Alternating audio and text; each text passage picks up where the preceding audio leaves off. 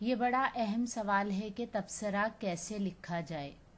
اس کا جواب یہ ہے کہ اگر ہم تبصرہ لکھتے ہوئے چند نکات کا خیال رکھیں تو ایک بہترین تبصرہ تحریر کر سکتے ہیں۔ یہ چند اور اہم ضروری نکات کیا ہیں، آئیے آج کی اس ویڈیو میں ہم دیکھتے ہیں۔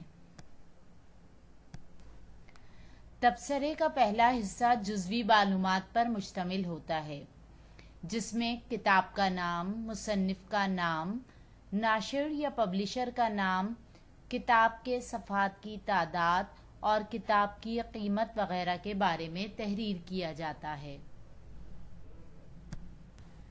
جبکہ تبصرے کا دوسرا حصہ تفصیلی معلومات پر مشتمل ہوتا ہے، جس میں کتاب کا موضوع کیا ہے اور کیسا ہے، یہ کتنے حصوں یا ابواب پر مشتمل ہے، آغاز کیسا ہے، انداز تحریر کیسا ہے، تحریر کے چند کمزور پہلوؤں کی نشاندہی بطور اصلاح کی جاتی ہے اور بحیثیت مجموعی موضوع کے اعتبار سے کتاب کی افادیت بتائی جاتی ہے۔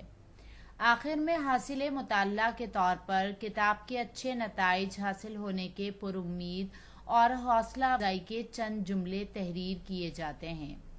تبصرے کے اختتام پر صفحے کے بائیں جانب قوسین میں تبصرہ نگار اپنے نام کے 2 نمایاں حرف لکھتا ہے۔